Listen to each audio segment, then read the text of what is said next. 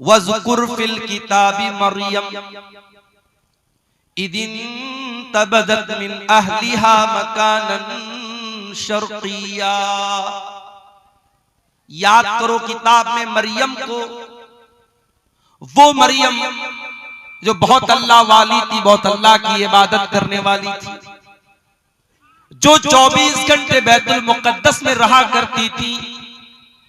मरियम अपने आप को बैतुल मुक़द्दस के पूरब साइड में, बैतुल मुक़द्दस के मशरिकी हिस्से में अपने आप को अलग कर लेती हैं, अपने आप को एक कोने में, एक गोशे में अलग कर लेती हैं और अल्लाह की इबादत करती हैं, अल्लाह को याद करती हैं। वज़कुर फिल किताबी मरियम इदिन तबदत मिन अहलिहा मकानन शर्किया। ओ मेरी प्यारी माओ बहनों, मरियम आपको सबक दे रही है कि औरत भी अल्लाह वाली बन सकती है। मरियम अपने घर वालों को छोड़कर, अपने भाई बहनों को छोड़कर, अपने माँ बाप को छोड़कर मस्जिद का एक कमरा पकड़ करके अल्लाह की इबादत कर रही हैं। आज हमारी माए बहनें गौर करें, अपने परिवार के साथ रहकर वो 5 टाइम की नमाज भी अदा नहीं कर पाती। जाड़े का मौसम चल रहा है, दिन छोटा हो चुका है, गर्मी के मुकाबले में रातें बड़ी हैं, दिन छोटा है, मौसम भी ठंडा है। अगर औरतें चाहें तो बड़ी आसानी से नफली रोजा रख सकती हैं। जो रमजान के छूटे हुए रोजे हैं, वो चाहें तो वो रोजे इस मौसम में बड़ी आसानी से रख सकती हैं। मगर मेरी प्यारी माँ बहनों, आपके अंदर वो शौक ही नहीं है, वो जज्बा ही नहीं जो मरियम के अंदर था। अल्लाह कह रहा है इज़िन तबज़त मिन अहलिहा मकानन शर्किया। याद करो जब मरियम अपने घर वालों को छोड़कर मस्जिद अक्सा के, बैतुल मुक़द्दस के पूरब साइड में चली गई। इज़ अरसलना इलैहा रूहना फत्तखज़त मिन दूनिहिम हिजाबा। अल्लाह फरमाता है कि मरियम ने अपने बीच में और घर वालों के बीच में पर्दा लगा दिया, पर्दे में रह करके वो अल्लाह की इबादत करने लगी। फत्तखज़त मिन दूनिहिम हिजाबा फअरसलना इलैहा रूहना फतमस्सल लहा बशरन सविया। हमने अपने फरिश्ते जिब्रील को भेजा और जिब्रील एक इंसान की शक्ल में, एक खूबसूरत इंसान की शक्ल में मरियम के पास आए। मरियम अकेली है, मरियम बंद कमरे में, कमरा लॉक है, और अचानक एक खूबसूरत इंसान, एक मर्द मरियम के सामने आ जाता है। ओ मेरी प्यारी माँ बहनों, एक पाक दामन औरत, एक नेक औरत, एक दीनदार औरत का रिएक्शन क्या होगा ऐसे? एक दीनदार औरत किसी गैर मर्द को तन्हाई में देखेगी तो उसका रिएक्शन क्या होगा, जरा देखिए मरियम का रिएक्शन। अल्लाह कहता है इज़ अरसलना इलैहा रूहना, हमने मरियम के पास अपने फरिश्ते को भेजा। फतमस्सल लहा बशरन सविया, और वो फरिश्ता इंसान की शक्ल में मरियम के पास आया। क़ालत इन्नी अऊज़ु बिर्रहमानि मिनका इन कुन्त तक़िया। मरियम फौरन डर गई और कहने लगी मैं रहमान की पनाह चाहती हूँ, मैं अल्लाह की पनाह चाहती हूँ। इन कुन्त तक़िया, ऐ इंसान, ऐ आने वाले मर्द, अगर तू अल्लाह से डरने वाला है दूर हो जा, मेरे करीब ना आना, मैं तुझसे अल्लाह की पनाह चाहती हूँ। मरियम ने ये समझा कि ये कोई मर्द है, उनको मालूम नहीं था कि ये फरिश्ता है। मरियम ने उसको अल्लाह का नाम लेकर के उसको अल्लाह का डर याद दिलाया, अल्लाह का खौफ याद दिलाया। गुनाह के मौके पर अगर अल्लाह याद आ जाए तो ये दिल में ईमान के जिंदा होने की निशानी। अगर गुनाह के टाइम अल्लाह याद आ जाए, अल्लाह का खौफ दिल में आ जाए और इंसान गुनाह से अपने आप को बचा ले, अल्लाह के नबी फरमाते हैं अल्लाह ताला फरिश्तों से कहता है मेरा बंदा गुनाह करने जा रहा था, शराब पीने जा रहा था, जिना करने जा रहा था, कोई भी गलत काम करने जा रहा था, अगर गुनाह का इरादा कर रहा था और अल्लाह के डर से अगर उसने गुनाह को छोड़ दिया तो अल्लाह फरिश्तों से कहता है इसके नाम अमाल में एक नेकी लिख दो। मेरे फरिश्तों, इसके नामे अमाल में एक नेकी लिख दो। फरिश्ते कहते हैं अल्लाह ये तो गुनाह करने जा रहा था, ये तो शराब पीने जा रहा था, ये तो जिना करने जा रहा था, ये तो गलत काम करने जा रहा था। अल्लाह फरमाता है इन्नमा तरकहा मिन जर्राया, ऐ मेरे फरिश्तों, मेरे बंदे ने मेरे डर से इस गुनाह को छोड़ा है, मेरे खौफ से इस गुनाह को छोड़ा है, लिहाजा इसके नामे अमाल में एक नेकी लिख दो। ये नेकी का हकदार है, ये गुनाह का हकदार। पता ये चला मेरे नौजवान साथियों, आज जहां जहां भी जिना के अड्डे कायम हो रहे हैं, जहां जहां गलत काम हो रहे हैं, शराब पी जा रही है, नशा हो रहा है, बदकारी हो रही है, बेहयाई हो रही है, बेपर्दगी हो रही है, बदकारी हो रही है, जितने गुनाह हो रहे हैं उन गुनाहों की असल वजह यह कि इंसान अल्लाह का खौफ अपने दिल से निकाल चुका है। और माफ करना, चेहरे पर दाढ़ी रखना नबी का तरीका है, मगर जरूरी नहीं कि दाढ़ी रखने वाला परहेजगार है। घर से नकाब में निकलने वाली औरत बहुत अच्छा काम करती है कि नकाब में निकल रही है, मगर नकाब में निकलना इस बात की गारंटी नहीं है कि उसके दिल में अल्लाह का डर है। मेरे प्यारे साथियों, कितने ज़िना के वाक़यात हुए जो नकाब पोश लड़कियों ने होटलों में जाकर के याशियां की हैं, कितने गलत काम हुए हैं जो चेहरे पर दाढ़ी रखने वालों ने और माथे पर सजदे का निशान रखने वालों ने वो गलत काम किए हैं। इसलिए याद रखना, दाढ़ी की अहमियत अपनी जगह है, नकाब की अहमियत अपनी जगह है, नमाज की अहमियत अपनी जगह है। जब तक अल्लाह का डर ना हो, जब तक अल्लाह का खौफ ना हो, तब तक इंसान गुनाहों से नहीं बच सकता। गुनाह से बचना है, अल्लाह का डर होना चाहिए। और अल्लाह का डर कैसे पैदा होगा? जब अल्लाह को जानेंगे। जितना अल्लाह के बारे में जानेंगे, जितनी अल्लाह के बारे में आपको नॉलेज होगी, उतना आपके दिल में अल्लाह का डर पैदा होगा। इसीलिए अल्लाह कुरान में कहता है इन्नमा यख्शल्लाह मिन इबादिहिल उलमा,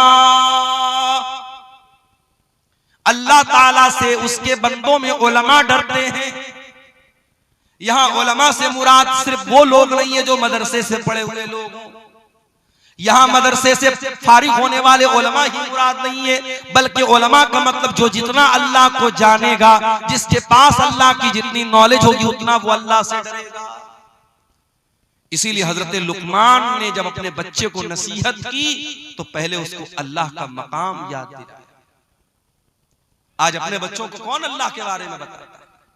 हमारा बच्चा जरा सा बड़ा हुआ, हम सिखाते बेटा good morning, good evening, good afternoon, good night, goodbye, tata, ये सिखाते अपने बच्चों को। हमारा बच्चा कभी अपने मुंह से दुआएं सुनाए, ये हमारी तमन्ना नहीं। रात में हम बिस्तर पे सोने जाते हैं, अगर हम कोशिश करें, मैंने 2.5 साल की 2-2 साल की बच्चियों के मुंह से सुना है, माँ बाप ने उनको सिखाया है, तो रात में बिस्तर पे जाती है, माँ कहती है बेटा दुआ सुनाओ। 2 साल की बच्ची तोतली ज़बान में अपनी माँ से कहती है अल्लाहुम्मा बिस्मिका अमूतु व अहया। 2 साल की बच्ची वो दुआ सुना। आप जो तरबियत देंगे मेरे प्यारे साथियों, वो बच्चे आपके वही सीखेंगे, वही उसी पर अमल करेंगे। और सिखाने की सबसे बेहतरीन जो उम्र होती है वो बचपन की होती है। बच्चों को आपने बचपन से नमाज की आदत डलवा दी, इंशाअल्लाह जवानी में नहीं छूटेगी। बच्चों को बचपन में आपने कुरान का हाफिज बना दिया, इंशाअल्लाह सारी जिंदगी कुरान को याद रखेगा। बच्चों को बचपन में आपने तौर तरीका सिखा दिया, सारी जिंदगी उसको याद रहेगा। मेरे प्यारे साथियों, हजरत लुकमान ने अपने बच्चे को जब नसीहत की तो क्या कहा? या बुनय्या इन्नहा इन तकुम मिस्काल हब्बतिन मिन खरदलिन फतकुन फी सखरतिन औ फिस समावाति औ फिल अर्दि याति बिहल्लाह। ऐ मेरे बच्चे, याद रखना अल्लाह ताला इतना पावरफुल है और इतना नॉलेज रखने वाला है। अगर एक राई के दाने के बराबर भी तूने कोई गलत काम किया, तूने कोई अच्छा काम किया, और वो राई के दाने के बराबर कोई चीज आसमानों के अंदर कहीं छुपी हुई है, जमीन के अंदर कहीं छुपी हुई है, किसी पहाड़ के चट्टान के नीचे छुपी हुई है, अल्लाह ताला उस राई के दाने के बराबर चीज को कयामत के दिन सामने ले आएगा। वो राई के दाने के बराबर चीज भी अल्लाह ताला की नजर से ओझल नहीं हो सकती, अल्लाह की नॉलेज से बाहर नहीं हो सकती। तू क्या समझता है तेरा कमरा बंद कर लेने से, तेरे कमरे की लाइट ऑफ कर देने से, तेरे अपने मोबाइल की हिस्ट्री को डिलीट कर देने से, तेरे व्हाट्सएप की चैटिंग को खत्म कर देने से तेरे गुनाहों पर पर्दा पड़ गया। अल्लाह को नहीं मालूम है, तू अल्लाह को बेवकूफ बना लेगा? नहीं मेरे भाई, अल्लाह को सब पता है। इसलिए अगर गुनाहों से बचना है, अल्लाह को पहचानो मेरे प्यारे। हजरत मरियम कहती हैं, इन्नी अऊज़ु बिर्रहमानि मिनका इन कुन्त तक़िया। ऐ आने वाले इंसान, मैं रहमान की पनाह चाहती हूं, अगर तू अल्लाह से डरने वाला है, मेरे करीब ना आना, मेरे पास ना आना। अच्छा, फरिश्तों के अंदर शहवत नहीं होती। हजरत जिब्रील इंसान की शक्ल में आए हैं, मगर जिब्रील फरिश्ते हैं, और फरिश्ते के अंदर कभी डिजायर और शहवत और ख्वाहिश नहीं। मर्द के अंदर, इंसान के अंदर ख्वाहिश है। कोई कितना ही नेक इंसान हो, अगर उसके सामने औरत आएगी तो जो एक मर्द की जो के अंदर जो फितरी तौर पर औरत को पाने की जो तलब है, जो रिक्वायरमेंट है, वो जरूर कहीं ना कहीं उसके दिल में पैदा हो। कोई मर्द अगर ये कहता है, साहब, जैसे डॉक्टर जाकिर नायक का एक बड़ा वायरल हुआ था एक मामला, उन्होंने पड़ोसी मुल्क में जब उनका दौरा हुआ, उन्होंने कहा कि अगर किसी मर्द के सामने कोई औरत मेकअप करके बैठी है और काफी देर तक उसके सामने बातचीत कर रही है और मर्द को कोई फर्क नहीं पड़ रहा है, तो वो इसका मतलब कि वो मर्द गड़बड़ है, उसको अपना इलाज कराना है। बड़ा बवाल हुआ था उसको। मगर डॉक्टर जाकिर नायक ने जो बात कही थी, डॉक्टर जाकिर नायक की बहुत सारी बातों से इख्तिलाफ भी है, लेकिन बहुत सारी बातें उनकी सही हैं, यहां वो बिल्कुल सही है। इसीलिए हमारी शरीयत कहती है, अगर एक मर्द और एक औरत है तो बीच में तीसरा शैतान जरूर होता है। अगर एक गैर मर्द, एक औरत गैर मर्द से अकेले में मिलेगी, मौलाना साहब मसला पूछने जा रही हूं, मौलाना साहब की हालचाल लेने जा रही हूं, आलिम साहब है, ये तो बड़े नेक है, तकरीर करते हैं, बड़े दीनदार हैं, अगर एक औरत एक मर्द तन्हाई में मिलेंगे, चाहे वो मर्द उस दौर का सबसे बड़ा परहेजगार इंसान हो और वो औरत उस दौर की अल्लाह की वलिया हो, नेक औरत हो, अगर एक मर्द और एक औरत तन्हाई में मिलेंगे, अल्लाह के नबी फरमाते इल्ला वसालिसुहुम शैतान, तीसरा वहां शैतान जरूर। इसीलिए इस्लाम में कोई एजुकेशन नहीं है मेरे।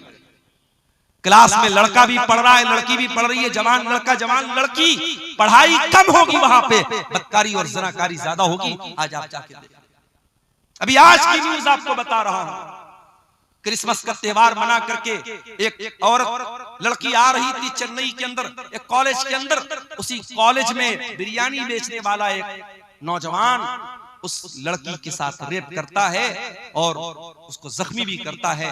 बाद में जब मामला सामने आया, पुलिस केस बना, बड़ा बवाल हुआ, अब शायद उसको अरेस्ट कर लिया गया। मेरे प्यारे साथियों, इंसान के अंदर शहवत का जो शैतान है वो कब बेदार हो जाए हम नहीं कह सकते। इसीलिए अल्लाह तबारक व तआला ने मर्द और औरत जब जवान हो जाएं, उनको निकाह का हुक्म दिया है, ताकि उनकी शहवत का सही इस्तेमाल हो, गलत दिशा में वो कदम न उठाएं, गलत रुख पर। हजरत मरियम ने जब ये कहा कि मैं रहमान की पनाह चाहती हूं, अब हजरत जिब्रील ने क्या जवाब दिया? काला इन्नमा अना रसूल रब्बिकी लिअहब लकी गुलामन ज़किया। कहा है मरियम, तू गलत समझ रही है, मैं कोई इंसान नहीं हूं, मैं अल्लाह का फरिश्ता हूं, और मैं इसलिए तेरे पास आया हूं ताकि मैं तुझको ये खुशखबरी दे दूं कि तुझे बहुत जल्द एक बच्चा पैदा होने वाला है, बहुत नेक बच्चा, बहुत पाक साफ बच्चा, बहुत अच्छा बच्चा। अच्छा, आपने गौर किया होगा, जब बच्चा पैदा होता है तो रोता है, और मेडिकल साइंस के हिसाब से बच्चे को रोना जरूरी भी है। बच्चा नहीं रोता है तो प्रॉब्लम हो जाती है। बास बच्चे नहीं रोते हैं तो बाद में बड़ी बीमारियां पैदा हो जाती है। बास बच्चे तो बोल ही नहीं पाते, अगर पैदाइश के समय वो नहीं रोते। मगर अल्लाह के नबी फरमाते, जब बच्चा पैदा होता है तो शैतान उसे कचोका मारता है, चोट पहुंचाता है, शैतान उसे मारता है और वो बच्चा रोता है। और शैतान दुनिया के हर बच्चे को मारता है, मगर एक बच्चा ऐसा था जिसको शैतान मार नहीं सका, और वो बच्चा कौन था? वो मरियम का बच्चा, उसका नाम ईसा बिन मरियम था। हजरत जिब्रील ने कहा कि ऐ मरियम, ऐसा बच्चा पैदा होने वाला है तुझे, गुलामन ज़किया, जो बहुत नेक बच्चा हो। क़ालत अन्ना यकूनु ली गुलाम वलम यमससनी बशर वलम अकु बग़िया। मरियम कहने लगी, मुझे बच्चा कहां से होगा, मैं तो कुंवारी हूं, मैं तो वर्जिन हूं, मेरी शादी नहीं हुई है, आज तक किसी इंसान ने मुझे टच नहीं किया है, और ना मैं ज़िनाकार औरत हूं, मैं बदकार औरत हूं, ये बच्चा कैसे मुझे पैदा होगा।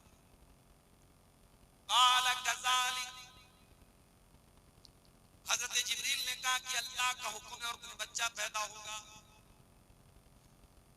क़ाल रब्बुकी हुवा अलैया हय्यिन, आपका परवरदिगार ये कह रहा है कि ये मेरे लिए आसान है, वलिनजअलहु आयतन लिन्नास, और अल्लाह ताला आपके बच्चे को बगैर बाप के पैदा करेगा ताकि वो बच्चा दुनिया के लिए एक निशानी बन जाए। वकाना अम्रम मक़दिया, और ये अल्लाह का हुक्म है जो पूरा होकर के रहेगा। अब मरियम प्रेग्नेंट हो गई। अब ये वजाहत कुरान में नहीं है कि ये प्रेगनेंसी पूरे 9 महीना रही या चंद दिन रही। फहमलतहु, मरियम के पेट में ईसा अलैहिस्सलाम वजूद में आ गए। मरियम के पेट में ईसा अलैहिस्सलाम वजूद में आ गए, मरियम को हमल ठहर गया। फंतबज़त बिही मकानन क़सिया, और जब मरियम ने ये देखा कि पेट ज्यादा फूल गया है और अब लोग सवाल उठाएंगे, मरियम वहां से बहुत दूर निकल गई, आबादी से दूर चली गई, मस्जिद अक्सा से दूर चली गई ताकि लोगों के सवालों का जवाब ना देना पड़े। फहमलतहु फंतबज़त बिही मकानन क़सिया, मरियम के पेट में ईसा अलैहिस्सलाम आ गए और मरियम अपने अपने हमल के साथ, अपने पेट के बच्चे के साथ मस्जिद अक्सा से दूर चली गई। फ़अजाअहल मखाज़ु इला जिज़इन नख़ला, और जब बच्चे की पैदाइश का टाइम आया, जब दर्दे से का टाइम आया, जब लेबर पेन का टाइम आया, जब बच्चे की पैदाइश का टाइम आया, हजरत मरियम मजबूर हो गई, तड़पने लगी और एक खजूर के पेड़ के पास जाके वहां पहुंच गई। दर्दे ज़ेह ने उनको मजबूर किया, एक पेड़ के पास पहुंच गई। बच्चे की पैदाइश का टाइम है, मरियम कुंवारी है, उनको ये तो पता है कि ये बच्चा अल्लाह ताला की तरफ से बगैर बाप के पैदा हो रहा है, अल्लाह की कुदरत की एक निशानी है। मगर मरियम को इस बात की फिक्र है, कल जब ये बच्चा जन्म लेगा मैं दुनिया को क्या बताऊंगी, मैं दुनिया को क्या मुंह दिखाऊंगी। एक पाक दामन औरत, एक नेक औरत, एक दीनदार औरत अपने चेहरे की खूबसूरती से ज्यादा, अपने बदन की ज्वेलरी से ज्यादा, अपने कपड़ों से ज्यादा अपने कैरेक्टर की, अपने किरदार की फिक्र करती है। मेरे भाइयों, मेरी प्यारी माँ, मरियम को चिंता है मेरे कैरेक्टर पर लोग सवाल उठाएंगे, मैं क्या बोलूंगी। क़ालत या लैतनी मित्तु क़ब्ल हाज़ा, मरियम कहने लगी कि काश आज के पहले मैं मर गई होती।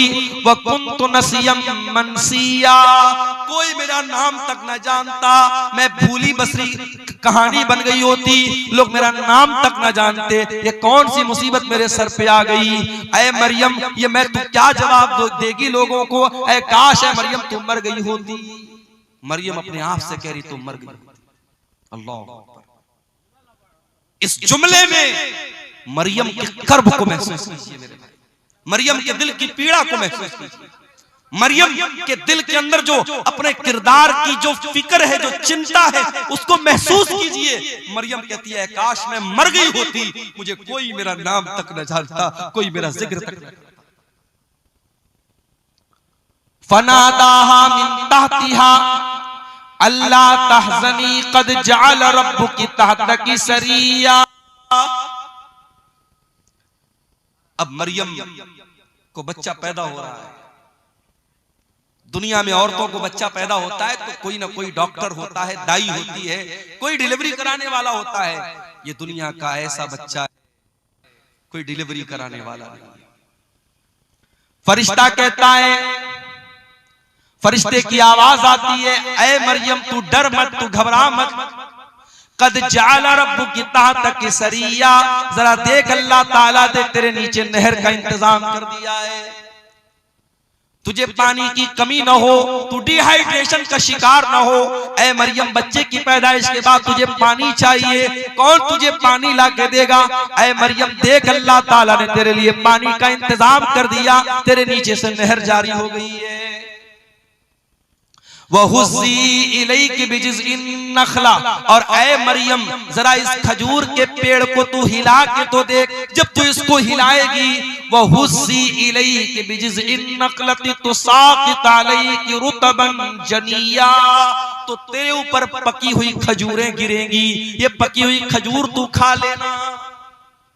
बाज़ उलमा कहते हैं कि डिलीवरी के टाइम औरतों को आयरन की बड़ी कमी होती है, इसीलिए जब औरतें जब प्रेग्नेंट होती हैं तो डॉक्टर लोग उनको आयरन की टेबलेट खिलाते हैं, और खजूर के अंदर आयरन बहुत होता है, तो मरियम को अल्लाह ताला ने खजूर खिलवाई। खजूर और पानी बहुत जरूरी है एक ऐसी औरत के लिए जिसको डिलीवरी हुई। एक बात तो ये पता चली, दूसरी बात ये पता चली कि पकी हुई खजूर तेरे ऊपर गिरेगी। खजूर कब पकती है भाई? खजूर दिसंबर में नहीं पकती है, खजूर जून में पकती है। बाज़ उलमा ने इस आयत से ये इस्तिदलाल किया है कि ईसा अलैहिस्सलाम कभी 25 दिसंबर को पैदा हो ही नहीं सकते, ये फर्जी तारीख है, गलत तारीख है। ईसा अलैहिस्सलाम जब भी पैदा हुए होंगे मई और जून के महीने में पैदा हुए होंगे, जो फलस्तीन के इलाके में मुल्क शाम में गर्मी का मौसम होता है, दिसंबर तो हर जगह सर्दी का मौसम होता है। खजूर पकी हुई खजूर तेरे ऊपर गिरेगी। अच्छा, एक सबक और मिल रहा है, मरियम को बच्चा हुआ है। औरत दुनिया की सबसे कमजोर अवस्था में कब होती है? जब बच्चा पैदा होता है। उस कमजोर अवस्था में भी अल्लाह ताला मरियम को हुक्म क्या दे रहा है कि ऐ मरियम ये पेड़ तू हिलाएगी तब तुझे खजूर मिलेगी। अल्लाह ताला के लिए क्या नामुमकिन बात थी मेरे भाई। अल्लाह फरिश्ते को हुक्म दे देता और एक प्लेट में खजूर सजा के मरियम को लाके दे दी जाती, मगर नहीं, अल्लाह ने एक सबक ये भी दिया, जब हरकत करोगे तब बरकत आए, हरकत से बरकत आए। मुसलमान समझता है बैठ के हम दुआएं करेंगे और हमारी मस्जिदें सब सुरक्षित हो जाएंगी, हम दुआएं करेंगे और हम पर जुल्म करने वाले सब जो है बर्बाद हो जाएंगे। नहीं मेरे भाई, आपको हरकत भी करना पड़ेगा, आपको एक्टिव भी होना पड़ेगा। आप सदियों से जो जिंदगी जीते चले आए हैं वही जिंदगी आप जी रहे हैं। 50 साल पहले भी सीमांचल का इलाका पिछड़ा हुआ था, आज भी आप पिछड़े हुए हैं। 50 सालों में जैन कम्युनिटी कहां से कहां पहुंच गई, सिख कम्युनिटी कहां से कहां पहुंच गई, इसी देश के बड़े छोटे छोटे तबके कहां से कहां पहुंच गए। आपका सीमांचल क्यों पीछे है? मेरे भाइयों, कोई और दोषी नहीं है, दोषी हम और आप। हम और आप जब तक अपने आप को ऊपर उठाने की कोशिश नहीं करेंगे, हरकत नहीं करेंगे, बरकत नहीं आएगी। मरियम ने पेड़ को हिलाया है तब ऊपर से खजूर गिरी। फकुली वशरबी वकर्री आईना, ऐ मरियम तू ये खजूर खा ले, ये पानी पी ले, ये खजूर खा करके पानी पी करके वकर्री आईना, ऐ मरियम तू अपनी आंखों को ठंडी कर ले, तू टेंशन न ले, तू चिंता न कर, तू फिक्र न कर। फकुली वशरबी वकर्री आईना फइम्मा तरयिन्ना मिनल बशरि अहदन फकुली इन्नी नज़रतु लिर्रहमानि सौमन फलन उकल्लिमल यौम इंसिया। और ऐ मरियम, कोई इंसान अगर नजर आ जाए और कोई पूछने लगे ये बच्चा किसका है, ये बच्चा कहां से आया, तो ऐ मरियम तू बात मत कर, तो इशारे से कह देना कि मैंने 3 दिन का रोजा रखा है। उस जमाने में जब लोग रोजा रखते थे तो बात नहीं करते थे, रोजे में कलाम भी मना था। अल्लाह का फजलो करम है, हम लोग रोजा रखते हैं तो हम लोग को तो बातचीत करने की आजादी है। उस जमाने में एक रोजा ऐसा होता था जिसमें बातचीत भी लोग नहीं करते थे। कहा है मरियम, जब कोई तुझसे बात करने की कोशिश करे तो तू बता दे कि मैंने अल्लाह की नजर मानी है, मैं 3 दिन तक किसी से बात नहीं करूंगी। 3 दिन गुजर गए। फअतत बिही कौमहा तहमिलुहु, मरियम अपने बच्चे को गोद में लेकर के आई। मरियम अपने बच्चे को गोद में लेके अपनी कौम के पास आई। कौम के लोगों ने कुंवारी मरियम की गोद में बच्चा देखा। सारी कौम जानती है मरियम कुंवारी है, उनकी शादी नहीं हुई है। मरियम की गोद में बच्चा देखकर कालू लक़द जीती शैअन फरिया, कहा है मरियम ये बहुत बड़ा तू गुनाह करके आई है, बहुत बड़ा पाप करके आई है। या उख्ता हारून, ऐ हारून की बहन, माँ कान अबू की इम्राअ व माँ कान तुम की बगिया, ऐ हारून की बहन, न तो तेरा बाप बुरा आदमी था न तेरी माँ बदचलन थी, तूने ये गंदा काम कैसे कर दिया। अच्छा, ये मरियम के कोई भाई थे जिनका नाम हारून था। ये वो वाले हारून नहीं, मूसा अलैहिस्सलाम के बड़े भाई हारून, वो मुराद नहीं, कोई और हारून है जो उनके भाई थे, मरियम के भाई थे। अच्छा, एक बात और पता चली, लोगों ने 3 रिश्तों का नाम लिया। ऐ हारून की बहन, इसका मतलब हारून कोई बहुत नेक आदमी था जो मरियम का भाई था। ऐ हारून की बहन, तेरा भाई इतना नेक इंसान, तेरा बाप इतना नेक इंसान, तेरी माँ इतनी अच्छे किरदार और कैरेक्टर की, तू कैसे पापी निकल गई। पता ये चला कि ये त्रिकोण है। अगर किसी लड़की का भाई ठीक ठाक है, लड़की का बाप ठीक ठाक है और लड़की की माँ ठीक ठाक है, तो लड़की के बिगड़ने के चांसेस बहुत कम है। लेकिन जिस लड़की का भाई गड़बड़ हो, भाई की गर्लफ्रेंड है, तो यकीनन उस बहन का भी कोई बॉयफ्रेंड है। किसी ने बड़ा अच्छा जुमला कहा था कि ऐ वैलेंटाइंस डे पर किसी लड़की को फूल देने वाले, जा देख तेरी बहन को भी कोई फूल दे रहा हो। और इसीलिए अल्लाह कुरान में जब जिना का जिक्र करता है, अल्लाह कहता है वला तक़रबुज़ ज़िना इन्नहु काना फ़ाहिशतन व साअ सबीला। ऐ मेरे बंदो, तुम जिना के करीब भी न जाना, ये बड़ा गंदा काम है, बहुत ही बुरा रास्ता है। अल्लाह ने जिना को रास्ता कहा। रास्ता क्यों कहा है भाई? जिस रास्ते पर आप चलेंगे उसी रास्ते पर कोई दूसरा चल के आपके घर की दहलीज तक आएगा। अगर आप किसी दूसरे की इज्जत व आबरू को छेड़ेंगे, कोई आपके घर की इज्जत पर भी डाका जरूर डालेगा। ये इसको हम मुतलक तौर पे इसको अल्लाह का कानून तो नहीं कह सकते, मगर दुनिया का तजर्बा और मुशाहदा ही बताता है। कहा है हारून की बहन, तेरा भाई अच्छा इंसान, तेरा बाप अच्छा इंसान, तेरी माँ अच्छी औरत, तू कैसे इतना गंदा काम कर बैठी, तूने ये गंदा काम क्यों कर दिया। मरियम क्या जवाब देती? मरियम के पास कोई जवाब नहीं है। मरियम जवाब देगी, कौम के लोग मानने वाले नहीं है। फ़अशारत इलैहि, मरियम ने अपने बच्चे की तरफ इशारा किया। क़ालू कैफ़ नुकल्लिमु मन काना फ़िल महदी सबिया। कौम के लोगों ने कहा कि ऐ मरियम, क्या मजाक कर रही है, इस दूध पीते बच्चे से हम क्या बात करें, तू जवाब दे, तू माँ है, तू जवाब जब इस बच्चे से क्या बात करे, तू कैसी बेवकूफी की बात कर रही है, तू बच्चे की तरफ क्यों इशारा कर रही है, हम बच्चे से कैसे बात करें।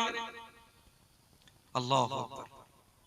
जब एक पाक दामन औरत के कैरेक्टर पर दाग लगाने की कोशिश हुई, एक पाकीज़ा औरत के किरदार पर जब लोगों ने धब्बा लगाने की कोशिश की, अल्लाह ने उसके दूध पीते बच्चे को ज़बान दी।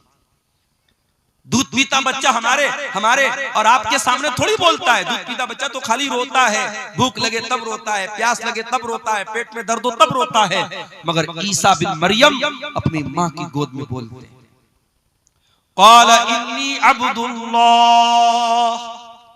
आतानियल किताब वजअलनी नबिय्या वजअलनी मुबारकन ऐनमा कुन्तु वअवसानी बिस्सलाति वज़्ज़काति मा दुमतु हय्या वबर्रम बिवालिदती वलम यजअलनी जब्बारन शक़िय्या। अल्लाह। ईसा बिन मरियम अपनी माँ की गोद से कहते, ऐ लोगों, कान खोल करके सुन लो, मेरी माँ पर कोई इल्जाम मत लगाओ, मेरी माँ के ऊपर कोई गंदा इल्जाम मत लगाओ। आओ मैं बताता हूं मैं कौन हूं। मैं ईसा हूं I am the slave of God, I am the slave of Allah. मैं अल्लाह का बंदा हूं, मैं अल्लाह का बेटा नहीं हूं। ईसाई कहते कि हम ईसा अलैहिस्सलाम को मानते हैं, उनके चर्चों के बाहर ईसा अलैहिस्सलाम की बातें लिखी होती हैं, उनके चर्च के ऊपर ईसा अलैहिस्सलाम की फोटो लगी रहती है। वो क्रिसमस पर ईसा अलैहिस्सलाम की मूर्ति बना के दुनिया को दिखाते ईसा कैसे पैदा हुए। मगर ईसाइयों से जाके जरा पूछो कि ऐ ईसाइयों, तुमसे बड़ा बदनसीब कौन होगा कि जिस पैगंबर से तुम मोहब्बत का दावा करते हो, उस पैगंबर ने दुनिया में जन्म लेने के बाद सबसे पहली बात जो उस नबी की जबान से निकली है तुम उसी पर ईमान नहीं रखते हो। वो नबी कह रहा है मैं अल्लाह का बंदा हूं, और तुम कहते हो ईसा अल्लाह के बेटे थे। कितना फर्क है तुम्हारे अकीदे में और ईसा अलैहिस्सलाम की तालीमात में। ईसा अलैहिस्सलाम दुनिया में जन्म लेने के बाद पहली बात ये कह रहे हैं, इन्नी अब्दुल्लाह, मैं अल्लाह का बंदा हूं, और ऐ लोगों, अल्लाह ने मुझे किताब दी है। अभी मैं माँ की गोद में खेल रहा हूं, मगर अल्लाह मुझे किताब देगा जिसका नाम इंजील होगा, और अल्लाह ने मुझे नबी भी बना लिया है, और मैं बरकत वाला हूं, जहां भी रहूंगा बरकत के साथ रहूंगा। और अल्लाह ने मुझे नमाज का हुक्म दिया है और ज़कात का हुक्म दिया है। जब तक मैं जिंदा रहूंगा नमाज पढ़ता रहूंगा, ज़कात देता रहूंगा। कितने अफसोस की बात है। ईसाई शराब पीता है, ईसाई जिना करता है, ईसाई गलत काम करता है, अपने चर्च में जाता है, वहां चर्च का पादरी कहता है कि तूने शराब पिया है, तूने जिना किया है, तूने मर्डर किया है, कोई बात नहीं, ले उसको शराब पिलाता है। ईसाई का जो पादरी होता है वो शराब पिलाता है और ये कहता है कि तेरे जितने पाप हैं वो अल्लाह के बेटे ने, गॉड के बेटे ने अपने ऊपर ले लिया। गॉड का बेटा सूली पर चढ़ गया और गॉड का बेटा तेरे सारे गुनाहों को अपने सर पे लेके जा चुका है, अब तुझे कोई टेंशन लेने की बात नहीं। अल्लाह, कितना गलत है ये। ईसा इब्ने मरियम दुनिया में आने के बाद कहते हैं नमाज पढ़ने का मुझे हुक्म मिला है, मैं नमाज जब तक जिंदा रहूंगा पढ़ता रहूंगा। पता ये चला इस्लाम में कोई शॉर्टकट नहीं है कि तुम्हारी नमाज कोई और पढ़ लेगा, तुम्हारी मग़फ़िरत कोई और करवा देगा। नहीं, तुमको नमाज पढ़नी पड़ेगी, तुमको रोजा रखना पड़ेगा, तुमको ज़कात देनी पड़ेगी। ईसा इब्ने मरियम कहते जब तक मैं जिंदा रहूंगा अल्लाह ने मुझे हुक्म दिया है कि मैं नमाज पढ़ता रहूं, मैं ज़कात अदा करूं। वबर्रम बिवालिदती, और अल्लाह ताला ने मुझे अपनी माँ के साथ अच्छा सलूक करने का हुक्म दिया है। वलम यजअलनी जब्बारन शक़िया, और अल्लाह ताला ने मुझे सरकश नहीं बनाया, मुझे बदबख्त नहीं बनाया, मुझे बदनसीब नहीं बनाया, अल्लाह ने मुझे अच्छे नसीब वाला बनाया है। इतनी बात कहने के बाद ईसा इब्ने मरियम कहते हैं वस्सलामु अलैया यौमा वुलिदतु व यौमा अमूतु व यौमा उबअसु हय्या, मेरे ऊपर उस दिन भी सलाम जिस दिन मैं पैदा हुआ, उस दिन भी सलाम जिस दिन मैं मरूंगा, और उस दिन भी सलाम जिस दिन मैं जिंदा उठाया जाऊंगा। हमारा अकीदा ये है। ईसा अलैहिस्सलाम सूली पर नहीं चढ़ाए गए, कान खोल करके सुन लो मेरे भाइयों, ये अकीदा समझ लो। ईसा इब्ने मरियम के बारे में जब कहीं किसी से बात करना हो, आपको ईसा अलैहिस्सलाम के बारे में सही इंफॉर्मेशन होनी चाहिए। ईसा अलैहिस्सलाम सूली पर नहीं चढ़ाए गए, उनको सूली पर चढ़ाने की कोशिश जरूर हुई, मगर अल्लाह ताला ने उनको सुरक्षित आसमान पर उठा लिया। वो अपने शरीर के साथ, अपने जिस्म के साथ और अपनी रूह के साथ आसमान पर उठा लिए गए। उनकी जगह उनके एक हमशक्ल को यहूदियों ने सूली पर चढ़ा दिया। वमा क़तलूहु वमा सलबूहु, न तो ईसा को कत्ल किया उन्होंने, न ईसा को सूली पर चढ़ाया। वलाकिन शुब्बिया लहुम, बल्कि ईसा अलैहिस्सलाम का एक हमशक्ल उनके सामने पेश किया गया और उसको उन्होंने सूली पर चढ़ाया। अब हमारा ये अकीदा है कयामत के पहले ईसा अलैहिस्सलाम दुनिया में आएंगे और दज्जाल को कत्ल करेंगे, और इसी तरीके से दुनिया में जितने सुअर हैं सुअरों का खात्मा करेंगे। और ईसा अलैहिस्सलाम जब आएंगे और वो जिहाद करेंगे तो वो अहले किताब से भी जिहाद करेंगे, यहूद और नसारा से भी जिहाद करेंगे। और जब ईसा अलैहिस्सलाम यहूद और नसारा से जिहाद करेंगे तो उनको जिजिया का ऑप्शन नहीं देंगे, वो डायरेक्ट 2 ऑप्शन देंगे, या तो इस्लाम कबूल करो या फिर मुझसे जंग करो। तो उनके जमाने में जिजिया का ऑप्शन खत्म हो जाएगा और इसी तरीके से ईसा इब्न मरियम दुनिया में आएंगे और कई साल तक रहेंगे। उनके दौर में अमन और चैन और सुकून रहेगा और फिर वो नेचुरल अपनी मौत से हमकनार होंगे, उनको मौत आएगी और फिर वो अल्लाह ताला को प्यारे होंगे, अल्लाह के पास जाएंगे। ये हमारा अकीदा है। इसीलिए अल्लाह जब इस वाक़े को बयान करता है, अल्लाह कहता है ज़ालिका ईसा इब्न मरियम क़ौलुल हक़्क़िल लज़ी फ़ीही यम्तरून। ये ईसा इब्न मरियम है, ये अल्लाह के सच्चे कौल हैं, अल्लाह की सच्ची बात इनके बारे में है जिनके बारे में लोग शक और शुबहा कर रहे हैं। तो हजरत ईसा अलैहिस्सलाम के बारे में ये मोटी मोटी बात मैंने सोचा कि आपके सामने रख दूं ताकि ईसा अलैहिस्सलाम के बारे में एक सही विचारधारा, एक सही नजरिया आपके दिलो दिमाग में पैदा हो जाए। अल्लाह ताला हम सबको हजरत ईसा अलैहिस्सलाम, अच्छा ये भी याद रखिए, ईसा अलैहिस्सलाम के बारे में दुनिया में 3 गिरोह पाए जाते हैं। एक ईसाइयों का गिरोह है जो ईसा अलैहिस्सलाम को अल्लाह का बेटा करार देता है, अल्लाह के बराबर करार देता है, वो भी गुमराह है। और एक यहूदियों का तबका है जो ईसा अलैहिस्सलाम को बुरा भला कहता है, उनको हराम की औलाद कहता है, उनको नऊजुबिल्लाह ज़िना की औलाद कहता है। यहूदी भी हजरत ईसा से दुश्मनी में गुमराह हुए, ईसाई उनसे मोहब्बत में गुमराह हुए, यहूदी उनसे दुश्मनी में गुमराह हुए। और एक तबका ऐसा है जो ईसा अलैहिस्सलाम पर ईमान भी रखता है, उनको के बारे में यह अकीदा रखता है वो अल्लाह के नबी थे, वो अल्लाह के पैगंबर थे, बगैर बाप के पैदा हुए थे और अल्लाह ताला ने उनके हाथ में बहुत सारे मोजज़ात दिखाए थे। और इस तबके को मुसलमान कहते हैं। हम और आप ईसा इब्न मरियम के ऊपर ईमान मानते हैं। मेरे अजीजों, इस तमहीदी गुफ्तगू के बाद मैंने जो नज़्म पढ़ी थी तकरीर के बाद, आपने गौर किया होगा उस नज़्म में मैंने नौजवानों को खिताब किया था। आज हमारे कौम में अगर कोई तबका ऐसा है जो सबसे ज्यादा जिस पर काम करने की जरूरत है तो वो तबका नौजवानों का तबका है। और दुनिया की हर कौम अपने नौजवानों को ट्रेंड करती है, अपने नौजवानों को मजबूत करती है, अपने नौजवानों पर मेहनत करती है। आज हमारी कौम का नौजवान कहां जा रहा है? हमारे नबी की सीरत उठा करके देखिए, हमारे नबी के साथ जो सहाबा थे, जो आपके सफ़े अव्वल के सहाबा थे, जिन्होंने आपके साथ पत्थर खाए थे, आपके साथ जंगों में अपने सीने पर तीर और तलवार का जख्म बर्दाश्त किया था। आप गौर कीजिए मेरे प्यारे साथियों, नबी के उन सहाबा में आपको मेजॉरिटी किसकी मिलेगी, उसमें बहुमत किसका मिलेगा? उसमें अक्सरियत नौजवानों की। अब्दुल्ला बिन मसूद कौन है? नौजवान है। मुसअब बिन उमैर कौन है? नौजवान है। हजरत खालिद बिन वलीद कौन है? नौजवान है। उस्मान गनी कौन है? नौजवान है। तलहा कौन है? नौजवान है। जुबैर कौन है? नौजवान है। अली बिन अबी तालिब कौन है? नौजवान है। मेरे नबी के सहाबा में वो सहाबा जो मेरे नबी के बॉडीगार्ड बन करके चला करते थे, जिन्होंने मेरे नबी के साथ हर मुश्किल को बर्दाश्त किया है, उसमें मेरे प्यारे साथियों बढ़ चढ़ करके हिस्सा लेने वाले नौजवान सहाबा, नौजवान आगे थे। और यही वजह है कि कुरान करीम में अल्लाह ताला नौजवानों को हाईलाइट करके बयान करता है। परसों जुमा का दिन आने वाला है, हम और आप जुमा के दिन सूरह कहफ पढ़ते हैं। सूरह कहफ में अल्लाह ताला ने एक वाकया बयान किया,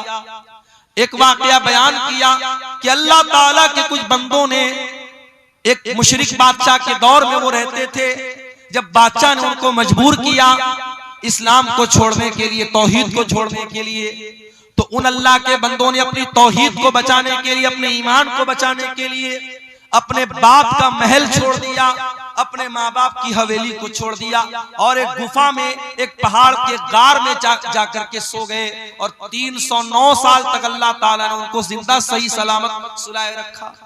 309 साल तक वो सोए रहे। अल्लाह ताला जब इस वाक़े को बयान करता है तो अल्लाह ताला एक बात को हाईलाइट करता है। अल्लाह क्या कहता है?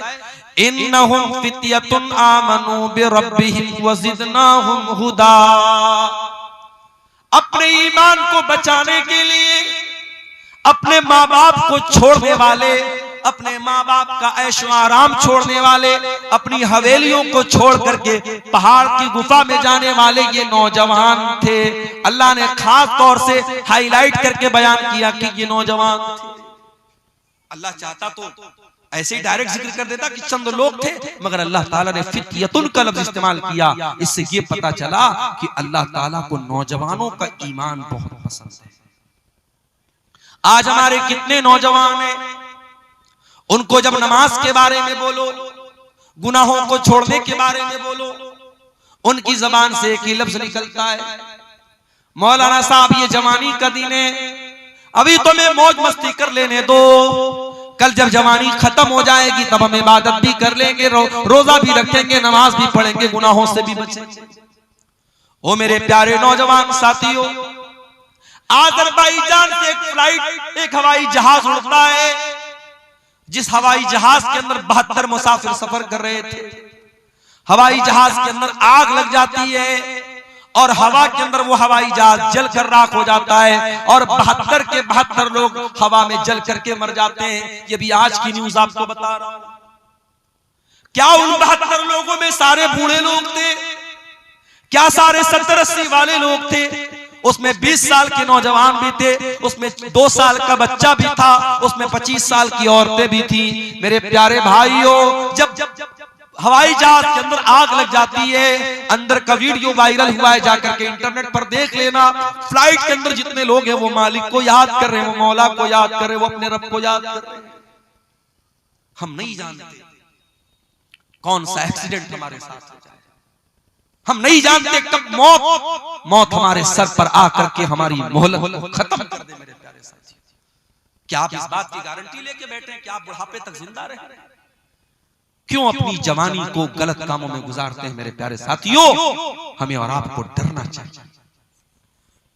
याद रखो मेरे प्यारे साथियों, जवानी में जितने जज्बे के साथ आप नमाज पढ़ लेंगे, जवानी में जितनी ताकत के साथ आप हज उम्रा कर लेंगे, जवानी में जितने जोश के साथ आप अल्लाह की राह में पैसा खर्च कर देंगे, अल्लाह के दीन के लिए आप मेहनत कर लेंगे, कल बुढ़ापे में आप नहीं कर पाएंगे।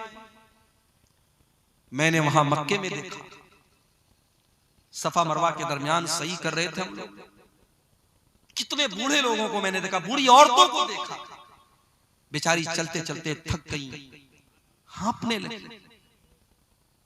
कितने मर्दों को मैंने देखा व्हील चेयर पर वो खाने काबा का तवाफ कोई कुर्सी पर लेकर के करा रहा है व्हील चेयर पे। वो इस लायक नहीं है कि वो खाने काबा के करीब जाकर के अल्लाह के घर के पास जाकर के अपनी बॉडी पर, अपने शरीर पे चल के वो खाने काबा का तवाफ। जवानी होती है, लोग बोलते हैं हज कर लो, उम्रा कर लो, लोग नहीं करते हैं, लोग टाल देते हैं कि चलो बुढ़ापे में कर लेंगे, लड़की की शादी के बाद कर लेंगे, मकान बनवाने के बाद कर लेंगे। मेरे प्यारे साथियों, इस बात की क्या गारंटी है कि कल लड़की की शादी के बाद आप जिंदा रहोगे या लड़की की शादी तक आप जिंदा रहोगे? अभी परसों बनारस में मैं सफर पे निकल चुका था, एक जगह में सफर में गया हुआ था, बनारस में एक मैयत हो गई हमारे अपने मोहल्ले की, और एक इमाम साहब का इंतकाल हो गया। मेरे ख्याल से 50-60 साल उनकी उम्र थी, बिल्कुल हट्टे कट्टे सेहतमंद थे। फजर की नमाज पढ़ने गए और फजर की नमाज पढ़ करके जब वापस घर पे आए हैं, फालिज का हमला हुआ है, ब्रेन हेमरेज हुआ है और हॉस्पिटल ले जाते जाते उन्होंने दम तोड़ दिया।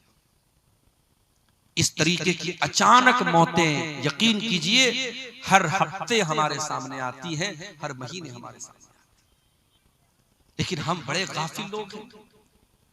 किसी मदरसे में, किसी स्कूल में इम्तिहान का टाइम करीब आता है, जो बच्चा साल में कभी पढ़ाई नहीं करता है, अगर उसको पास होना है, अगर उसको अगली क्लास में जाना है, तो वो नादान बच्चा भी सोचता है नहीं यार साल भर नहीं पढ़ा, चलो कोई बात नहीं, इम्तिहान आ गया, एग्जाम आ गया, अब तो थोड़ी पढ़ाई कर लूं। वो मेहनत करता है, पढ़ाई करता है, उसको मालूम है अगर अब मैंने मेहनत नहीं की तो मैं पास नहीं हो पाऊंगा। मेरे प्यारे साथियों, क्या हमारा और आपका इम्तिहान करीब नहीं है? क्या हम अपनी मौत से करीब नहीं है? हम नहीं जानते हमारा वो इम्तिहान कब शुरू हो जाएगा, मौत कब आ जाएगी हम नहीं जानते। हम कितने नादान हैं, हमको मालूम है हमारा इम्तिहान कभी भी लिया जा जा सकता है और हम कोई तैयारी नहीं कर रहे हैं। इसीलिए अल्लाह कुरान में कहता है इक़्तरबा लिन्नासि हिसाबुहुम व हुम फी गफलतिन मुरिदून।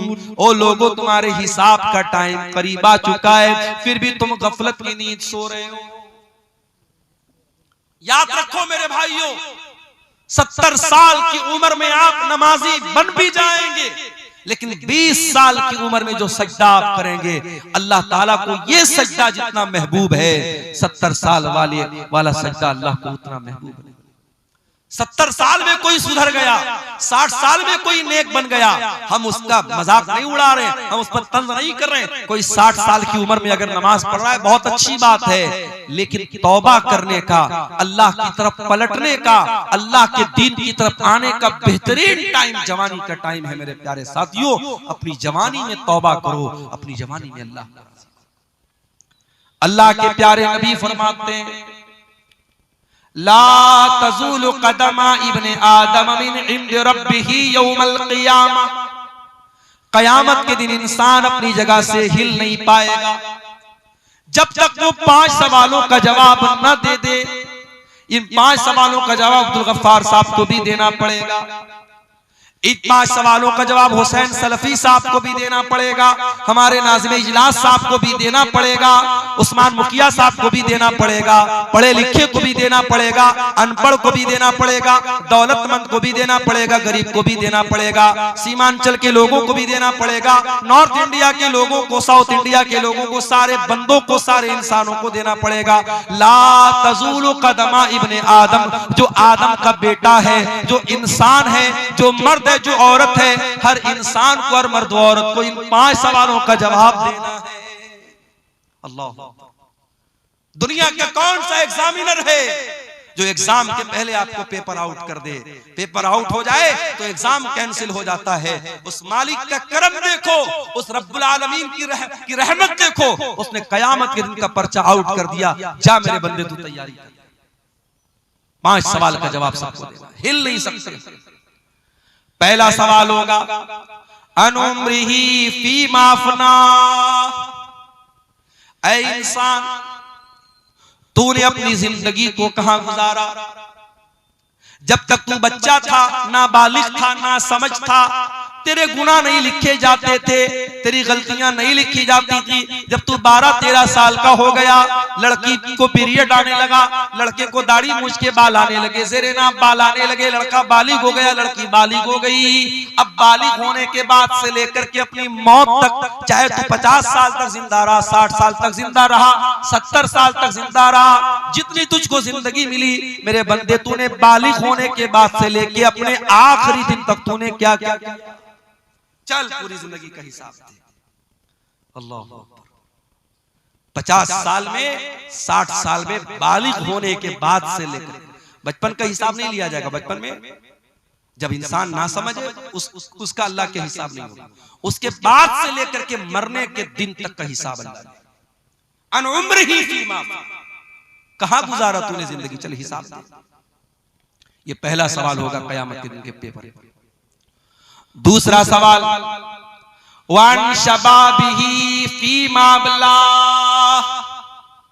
ऐ मेरे बंदे, तू 70 साल दुनिया में रह के आया था, तेरे 40 साल के बाद की जिंदगी तो बड़ी अच्छी गुजरी।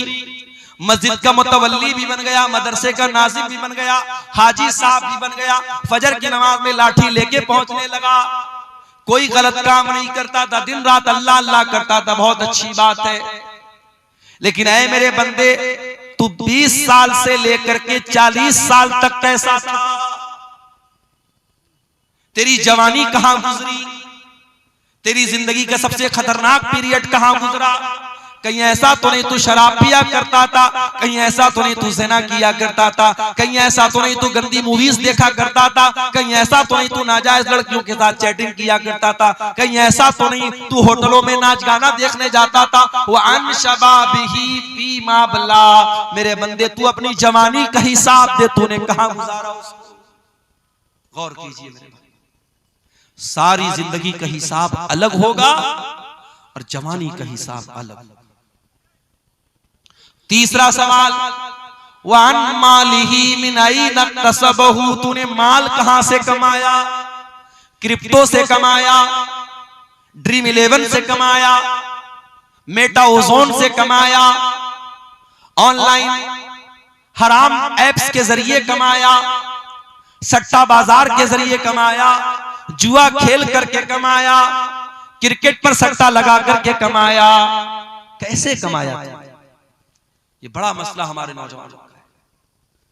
बेरोजगारी बढ़ रही है तो हमारा नौजवान ऑनलाइन जितने जुआ वाले और सट्टा वाले ऐप्स हैं, हमारा नौजवान बड़ी आसानी से उनके चंगुल में फंस जाता है।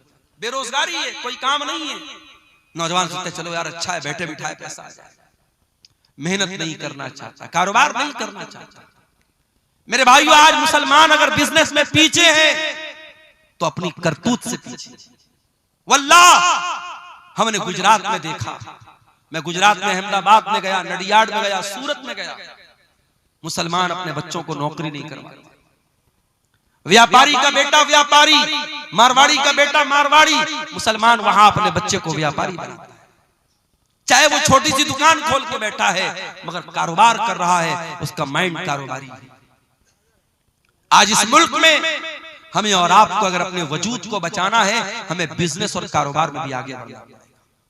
और मैं ये बात इसलिए कर रहा हूं क्योंकि अगर हमने अपने आप को बिजनेस में आगे नहीं बढ़ाया, आगे आने वाले दिनों में बड़ी कठिनाइयां हैं।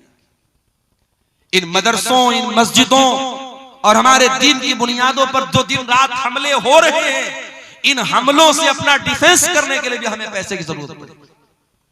आज हम जानते हैं सुप्रीम कोर्ट और हाई कोर्ट में वकीलों की फीस कितनी महंगी होती है। अभी हमारे उत्तर प्रदेश में मदरसों का केस चल रहा था, हाई कोर्ट का फैसला आ गया कि सारे मदरसे जो है गलत है, बंद कर दिया जाए, और 10,000 से ज्यादा जो टीचर थे उनकी नौकरी खतरे में पड़ गई।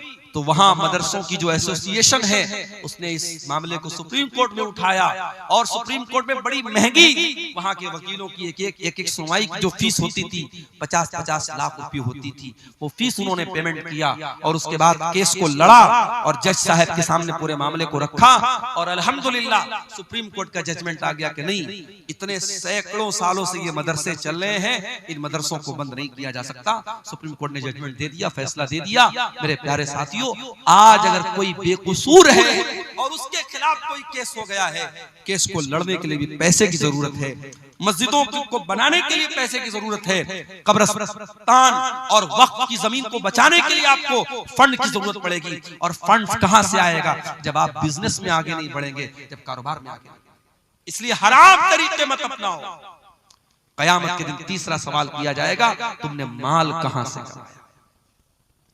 चौथा सवाल, वफीमान फकहू, तुमने माल कहां पर खर्च किया था। हैप्पी न्यू ईयर मनाने के लिए किसी होटल का टिकट तो नहीं खरीदा था, नए साल के जश्न के मौके पर शराब में तो नहीं लुटाया था, सर्दी के मौसम में किसी पिकनिक स्पॉट पे जाके दोस्तों के साथ रंगरलियां मनाने तो नहीं चला गया था। आजकल लोग कश्मीर बहुत जा रहे हैं, हमारे इंस्टाग्राम पर मैंने देखा बड़ी रील्स आ रही है, लोग कश्मीर में जा रहे हैं, मियां बीवी जा रहे हैं और वहां जाके जो है बर्फ के ऊपर दिल बना रहे हैं कि साहब हम अपनी बीवी से बड़ी मोहब्बत करते हैं। अरे बीवी से मोहब्बत करते हो तो वहां कश्मीर में जाके बर्फ बनाने से थोड़ी साबित होगा। बीवी का हक अदा करो, बीवी का ख्याल रखो। कश्मीर जाने के लिए लोगों के पास ठंडा नहीं है और अपने घर में लेटे हैं और अस्सलातु खैरुम मिनन नौम की आवाज आ रही है, तो ये सर्दी में रजाई के अंदर दुबक करके लेटा हुआ है और फजर में नहीं जाता है। पूछो क्यों नहीं जाता है? कहते हैं मौलवी साहब बड़ा ठंडा है, बहुत ठंडा है, बहुत सर्दी है। अपने बिस्तर को छोड़ करके तू 10 कदम दूर मस्जिद में नहीं जा सकता, तेरे लिए बहुत ठंडा है। और इसी दिसंबर के कड़कड़ाते हुए सर्दी और ठंडे में कश्मीर चला जाता है दोस्तों के साथ, और मनाली और कुल्लू चला जाता है अपनी फैमिली के साथ। मेरे प्यारे साथियों, इससे पता ये चलता है कि तेरे दिल में अल्लाह की मोहब्बत कितनी है, तेरे दिल में ईमान की मोहब्बत कितनी है। चौथा सवाल ये होगा, पैसा कहां खर्च। ये मत सोचो पैसा हमारे बाप का है, पैसा हमने कमाया है, हमारी मर्जी हम जहां चाहे खर्च करें। नहीं, पैसा कहां से आया इसका भी हिसाब देना पड़ेगा, पैसा कहां खर्च किया इसका भी हिसाब देना पड़ेगा। ये जो हराम जगहों पर पैसा लुटाते हो, हिसाब देना। शायर आ रहा है, शायरी पढ़ रहा है। अभी एक वीडियो मैंने देखा, शायर उल्टी सीधी शायरी पढ़ रहा है और लोग नोटों की बारिश कर रहे हैं। कई जगहों पर अहले हदीसों के जलसों में, प्रोग्रामों में शुअरा जो पढ़ रहे हैं, शायरी पढ़, उन पर नोट बरसाए जा रहे हैं। माफ कीजिएगा, ये मुनासिब तरीका नहीं है। ठीक है, आप शायर को हौसला अफजाई के तौर पे कोई रकम देते, उस पर एतराज नहीं है, मगर नोटों की बारिश करना, नोट बरसाना, एक एक नोट इस तरीके से उसके ऊपर लुटाना, ये गलत तरीका है, ये हराम तरीका है। यूं उत्तर प्रदेश के अंदर एक शादी में मुसलमान लड़के ने अपनी बारात के मौके पर, अपनी शादी के मौके पर 20 लाख रुपया हवा में लहरा दिया। 20 लाख रुपया नोटों की गड्डी को हवा में लहरा दिया कि साहब मैं बहुत खुश हूं आज मेरी शादी। मेरठ के अंदर, उत्तर प्रदेश में मेरठ एक जगह है, मेरठ में एक मुसलमान की शादी हुई और लड़के को ससुराल से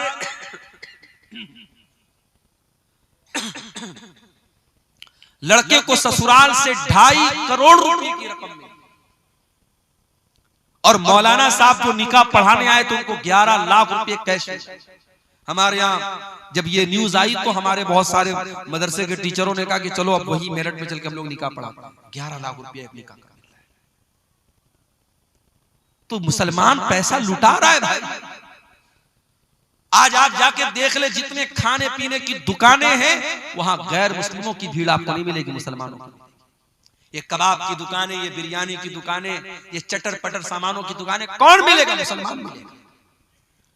अभी मैं कटिहार स्टेशन के बाहर देखा, कोई चाय वाला था, चाय की दुकान पे वो चाय बेच रहा है, हांडी वाली चाय, बड़ी मशहूर चाय भाई। उसकी चाय पीने ज्यादा नौजवान मुसलमान जा रहे और चाय भी पी रहे, साथ में सिगरेट का धुआं भी उड़ा रहे। दौलत अल्लाह की बहुत बड़ी नेमत है। इस दौलत का हिसाब देना पड़ेगा आपको। कहां खर्च किया आपने, कहां से आई ये दौलत, अल्लाह को हिसाब देना। 5वां सवाल किया जाएगा, व माज़ा अमिला फीमा अलीमा, तूने जो इल्म हासिल किया, हर साल तेरे मदरसे का जलसा होता था, तू परिवार के साथ जलसे में जाता था, औरत भी जाती थी, मर्द भी जाता था। कभी बनारस से कोई आलिम आया, कभी दिल्ली से आया, कभी कलकत्ता से आया, कभी इटावा से आया। तूने उलमा के बयानात को सुना, व माज़ा अमिला फीमा अलिमा, तूने उस इल्म के ऊपर अमल कितना किया? अमल कुछ नहीं किया, अमल कुछ नहीं किया। पिछले साल भी जो बेनमाजी, इस साल भी बेनमाजी।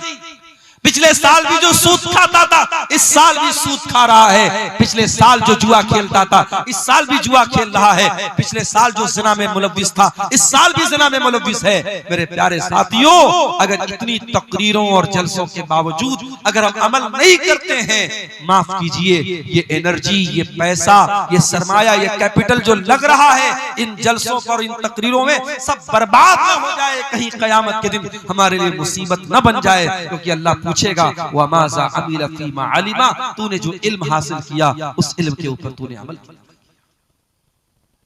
मई जून का महीना आता है, हमसे गर्मी बर्दाश्त नहीं होती। जिसके घर में अल्लाह ताला ने ताकत दी वो एसी लगवाता है, जिसके घर में इस्तिताअत एसी की नहीं वो कूलर लगवाता है, जिसके घर में कूलर नहीं कम से कम पंखा चल रहा है। हमसे गर्मी बर्दाश्त नहीं होती, हम ट्रेन का सफर करते हैं, हम कोशिश करते हैं एसी में सफर करें, गर्मी के मौसम में हम स्लीपर में सफर नहीं कर सकते। मेरे प्यारे साथियों, कभी आपने सोचा और गौर किया कि कब्र की उस 2 गज जमीन के अंदर जब आप जाएंगे, वहां कौन आपको एसी देगा, वहां कौन आपको कूलर देगा, वहां कौन आपको पंखा देगा?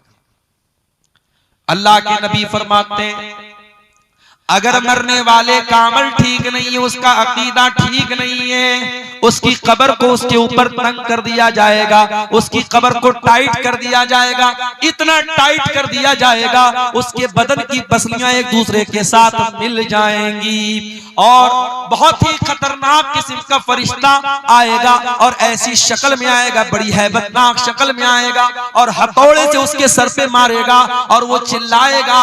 वो मरने वाला जो कब्र में है वो चिल्लाएगा और उसके चिल्लाने की आवाज को इंसान और जिन्नात के अलावा सारी मखलूकात सुनेंगी, सारे जानवर सुनेंगे।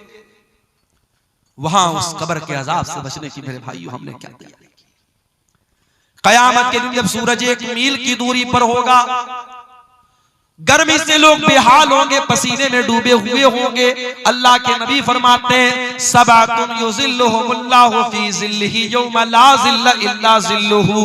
क़यामत के दिन 7 लोग ऐसे होंगे जिनको अल्लाह ताला अपने अर्श का साया देगा, और जिसको अल्लाह ताला अर्श का साया दे देगा उसको एसी की जरूरत नहीं पड़ेगी, उसको कूलर की जरूरत नहीं पड़ेगी, उसको गर्मी ही नहीं लगेगी, उसको पसीना ही नहीं बहेगा। समझो अल्लाह ताला अपनी स्पेशल एसी दे देगा क़यामत के दिन। किसको? 7 लोग। नंबर 1 अल इमामुल आदिल, अदल इंसाफ करने वाला इमाम। इमाम किसको बोलते हैं? मस्जिद में नमाज पढ़ाने वाला इमाम यहां मुराद नहीं है। इमाम से मुराद वो इंसान है जिसके हाथों में लोगों की बागडोर हो, जो अपने इलाके का सरपंच हो, अपने इलाके का सरदार हो, अपने शहर का जिम्मेदार हो, अपने रियाया का बादशाह हो, अपने इलाके का वजीर हो, जिसके हाथ में हुकूमत हो, प्रशासन हो, एडमिनिस्ट्रेशन हो, उसको अल्लाह के नबी ने इमाम कहा है। और इमाम की पहचान ये होनी चाहिए, वो इमाम आदिल, जिसके हाथ में हुकूमत हो, वो किसी के साथ अन्याय न करे, अत्याचार न करे, जुल्म न करे। अगर हुकूमत है और अत्याचारी है, वो जालिम है, अल्लाह के उसकी बड़ी सख्त पकड़। नंबर 2 वशाफुन नशा फी इबादतिल्लाह, और अल्लाह ताला क़यामत के दिन अपने अर्श का साया उस इंसान को देगा, उस नौजवान को देगा जिसकी जवानी अल्लाह की इबादत में गुजरी हो। जवानी अल्लाह की इबादत में गुजरी, जिसकी जवानी मस्तियों में, हराम कामों में, अय्याशी में न गुजरी हो, जिसने अपनी जवानी को अल्लाह की इबादत में गुजारा। शेख सादी कहते हैं दर जवानी तौबा करदन शेवे पैगंबरी, वक्त पीरी गुर्गे जालिम की शवत परहेजगार। अरे जवानी में तौबा करो, जवानी में तौबा करना और अल्लाह की तरफ लौट के आ जाना, ये पैगंबरों का तरीका है, ये नबियों का तरीका है। बुढ़ापे में तो जालिम भेड़िया भी शरीफ बन जाता है। बुढ़ापे में तौबा कर ली तो कौन सा कमाल कर लिया। तौबा करना है तो जवानी में, नमाज की आदत डालना है जवानी में डालो। हज और उम्रा अगर अल्लाह ने दौलत दी है, हज और उम्रा जवानी में जाके करो, अपनी बीवी को लेके जाओ, जवानी में कराओ मेरे प्यारे साथियों। और जवानी में जब आप हज और उम्रा करेंगे उसकी एक अलग लज्जत मिलेगी। उसके बाद फरमाया वरजुलानी तहाब्बा फिल्लाहि इज्तमा अलैहि व तफर्रका अलैहि, और 2 लोग आपस में मोहब्बत करते हो अल्लाह के लिए, मिलते हो तो अल्लाह के लिए, जुदा होते हो तो अल्लाह के लिए। मुझे मालूम है सीमांचल के इस इलाके में बहुत मोहब्बतें भी मुझको मिलती हैं। बाज़ इलाकों में जाता हूं, 70 साल का बूढ़ा आता है, मुझे बड़े खुश होकर के मुझसे मुसाफा करता है और बड़ी खुशी के साथ कहता है मौलाना आज तक आपको यूट्यूब में देखते थे, आज पहली बार रियल देखे। ऐसी बूढ़ी औरतों के फोन भी मेरे पास आते हैं जो कहती है कि मौलाना रात में आपकी तकरीर सुने बगैर नहीं सोती, मेरा कोई रिश्ता नहीं है, कोई रिलेशन नहीं है, मैं उनके इलाके का नहीं हूं।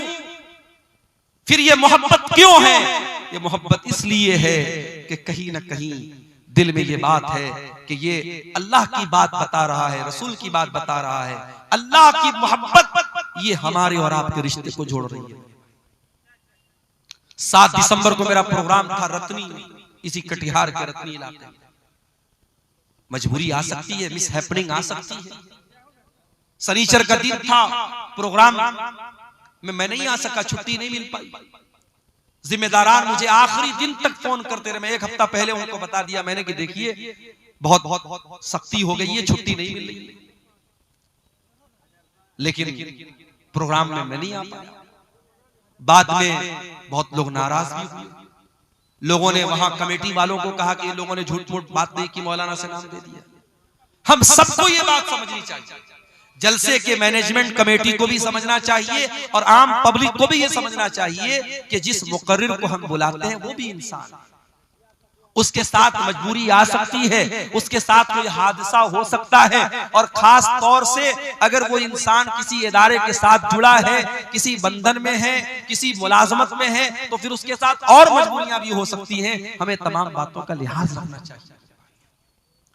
मोहब्बत कभी कभी बहुत भारी पड़ जाती है, अब कहीं मैं नहीं पहुंच पाया, जलसे वाले जानते मेरी मजबूरी है, लेकिन आम पब्लिक नहीं जानती। आम पब्लिक जलसे वालों को दोषी करार देती है और वो लोग नहीं समझते कि भी किसी मजबूरी की वजह से मौलाना नहीं आ पाए।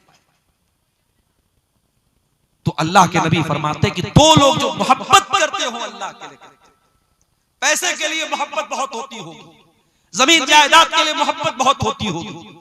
नेताजी आते हैं आपके पास, बड़ी मोहब्बत की बात कर रहे हैं, नेताजी वोट लेने के लिए आते हैं, साल भर फिर वोट मिल जाता है, फिर 5 साल गायब हो जाते हैं। मगर वो मोहब्बत कि रात में आप जब दुआ के लिए हाथ उठाते हैं तो आप दुआ करते हैं, वो मोहब्बत अल्लाह की। वो मोहब्बत के इंसान मर गया, इसी इलाके के जो बुजुर्ग उलमा दुनिया से चले गए, आज भी हम उनको याद करते हैं तो उनके लिए दुआ करते हैं। ये मोहब्बत अल्लाह के लिए होती है।